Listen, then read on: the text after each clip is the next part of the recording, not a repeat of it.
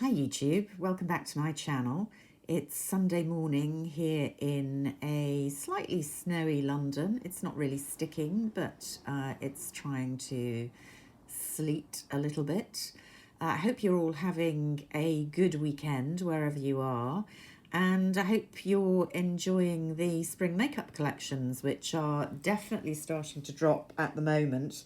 I've got various things that have been delivered in the last few days, maybe a week or so actually. I'm really behind in opening things up and exploring them and definitely trying them. So I wanted to start today with, yet again, Tom Ford. Tom Ford seems to be pumping out palettes very regularly at the moment, and I know I'm going to have to kind of stop buying them all because they are ridiculously expensive. And just going through my collection a few minutes ago to pick out if there were any palettes that were similar to these two new ones that I've already got.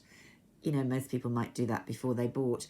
In fact, I haven't got anything completely the same, but lots that are similar. And I was looking at them and thinking, you know, some of these look barely touched. I do use them, but the truth of the matter is there's no way someone can get through so much product in even one palette in a reasonable amount of time. So it has become a slightly compulsive habit for me. But I know I'm not alone, and a lot of you who are bothering to listen to this will have some fellow feeling with me. But, you know, maybe it's not the best use of our money. On the other hand, particularly in these difficult times, if we have got a little bit of money to spare, it is a kind of stress reliever, really. I do love just looking at my palettes, even if I'm not wearing them, to be honest. So, after that little opening ramble, there are two new palettes that appeared this week in the UK, a couple of weeks ago in the US. The first one is called Desert Fox. This was the one I paused before buying. The reason being that it is a neutral brown colour story, neutral to warm, I would have said. The main reason being I have fallen hook, line and sinker for the Suku spring summer collection. More of that anon, and I've bought a couple of those palettes which seemed somewhat similar. I'm not going to do that compare and contrast today because I'm still waiting on a couple of the Suku deliveries. They're a nightmare to get from anyone's stockist. But anyway, I thought, well, maybe this isn't for me. I watched a couple of videos seeing whether I thought it was something that I could wear.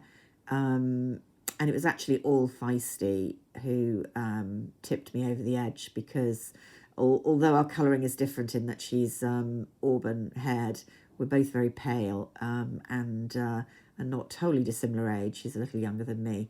And it looked really good on her. She, of course, is a much better makeup artist than I am, but still, you get the picture. I am so influenced sometimes by watching some of these videos. So I did decide I was going to get it. Shall we have a little swatch? I haven't tried it at all on the eyes or elsewhere. So we've got beautiful, clean, unswatched pans. Oh, feels buttery soft. You see the mark straight away. That's not going to fly on Instagram. Wow, excellent pigment there. This gold is super gold. That's actually the sort of gold I was hoping for in the Chanel antique gold single shadow at Christmas, which turned out to be much fainter in reality.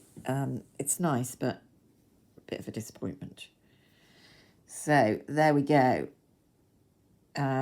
Yeah, looks much warmer, doesn't it, when swatched? And a bit orangey, that gold. So that's interesting, actually. It's not as glittery as it looks on the finger. Interesting. Okay, so yeah, beautifully soft, highly pigmented. depends really if you like the colour story.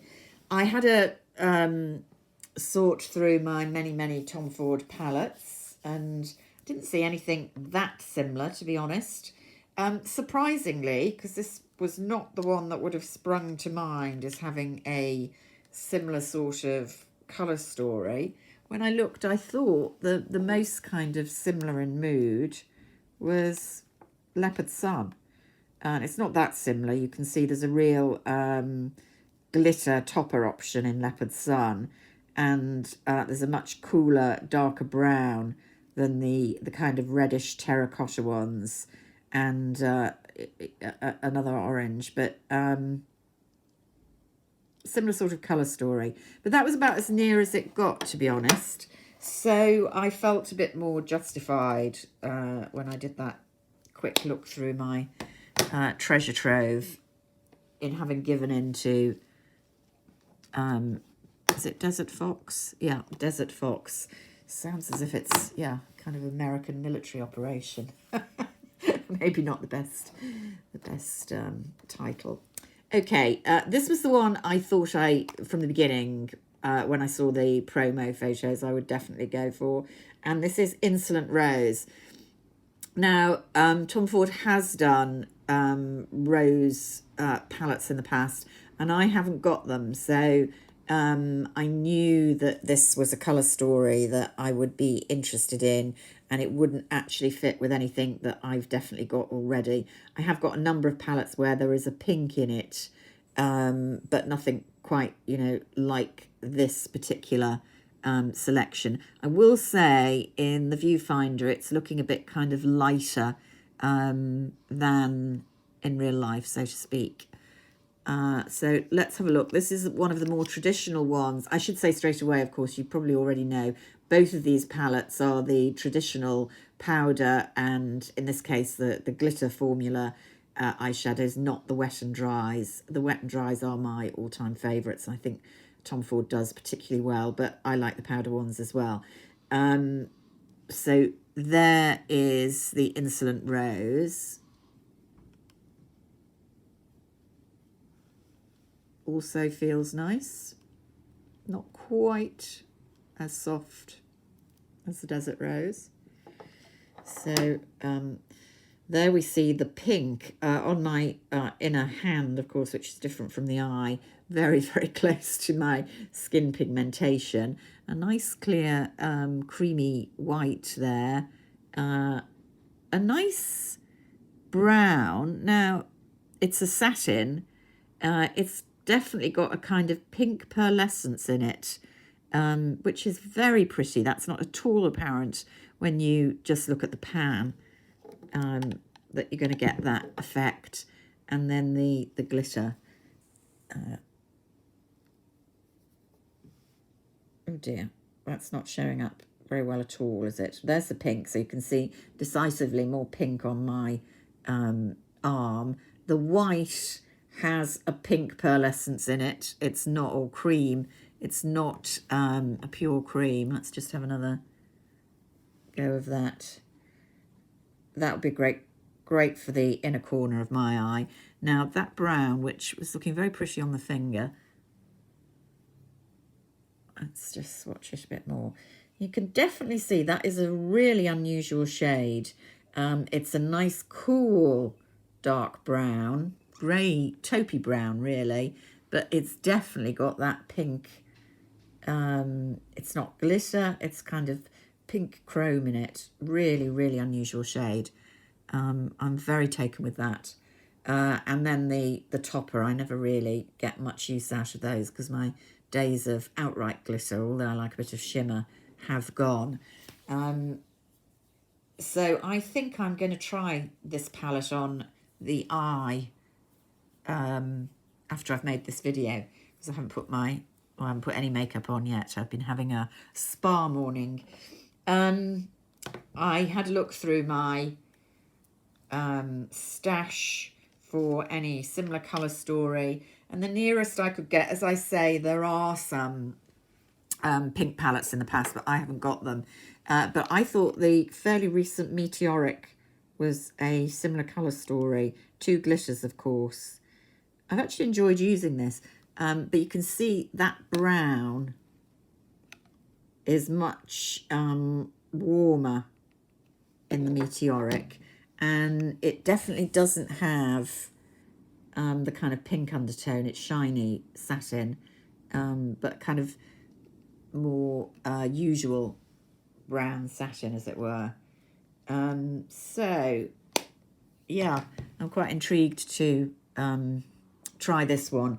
I will say, you know, however things swatch on the arm, they can look very different on the eye. So I suspend judgment until I've had a few goes with it on the face, as it were. But so there we go. There's the two newest Tom Fords. I don't know if any of you will have got them or been tempted. I'd love to know in the comments. They also did one of the kind of more mixed palettes, the wet dry in a different casing, and that was very pretty. A lot of people have talked very positively about it, but it seemed to me it was a combination of two colours from Honeymoon and two colours from Nude Dip, both of which palettes I already had. So I didn't go for that. And then the other thing they've done is bring out, I'm going to say Body Heat, although it might be Suspicion, I'm not sure. Body Heat, I think, which is a beautiful, beautiful palette. I really do like it, although it's quite warm for my tastes. They brought that out in the limited edition rose prick, in other words, pink casing, which is super pretty. But even though I am a completely soft touch for shelling out money that I don't need to in Tom Ford makeup lines direction, even I drew the line at buying a second edition of a palette just to get the pink plastic casing. But there you go. If you haven't had Body Heat, which was, I think, a limited edition, it is a beautiful palette. And if you had dithered about it before, then you might be tempted by the pink case. Why not? Definitely a beautiful palette. So there's my Sunday ramble about the Tom Ford palettes. I'm going to go and try Insolent Rose now. I hope you all have an excellent Sunday. If you've got to the end of this video and enjoyed it, even if you haven't, to be frank, I'd be grateful for a thumbs up, because I'm told it definitely makes a difference, and always pleased to receive your comments as well. So until next time, bye for now.